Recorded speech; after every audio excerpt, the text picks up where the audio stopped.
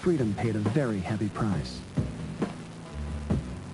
During the second week of April in 1917, George Creel, the chairman of the newly created Committee for Public Information, announced that the three great agencies of appeal in the fight for public opinion are the written word, the spoken word, and the motion picture. He was hired to change America from a neutral, anti-militaristic democracy into an organized and efficient war machine. The government was now going to tell everybody what they thought they needed to know. Nothing more. The U.S. had declared war on Germany only a week before.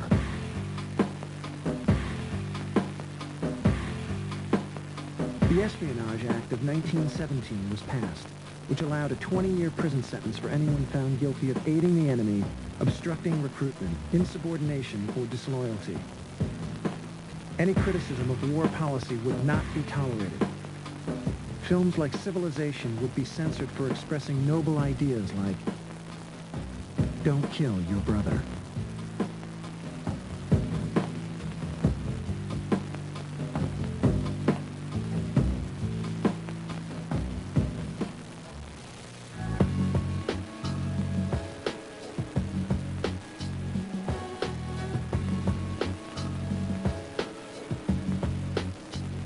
The federal government would make some demands. No film that would arouse prejudice against friendly nations were allowed. No scenes of a gruesome nature. Those which show piles of dead or wounded would create undue anxiety or alarm. No scenes that would undermine the support of the government of the U.S. proper to the successful pursuit of war. Our future plan, said Creel, is absolute control. Motion pictures were being watched by a lot of people.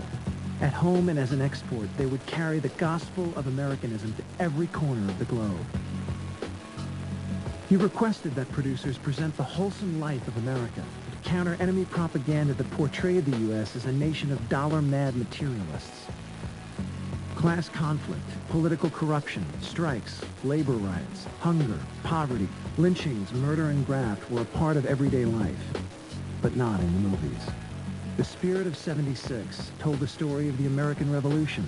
It was History 101 put on film, showing Patrick Henry's speech, Paul Revere's ride, and the signing of the Declaration of Independence. But there was also scenes of atrocities committed by British soldiers. Only now they were allies. Filmmaker Robert Goldstein was prosecuted under the Espionage Act for appealing to anti-British sentiments among German Americans. The judge announced that The Spirit of 76 was one of the most potent German propagandas of which he had any knowledge, and sentenced Goldstein to 10 years in prison.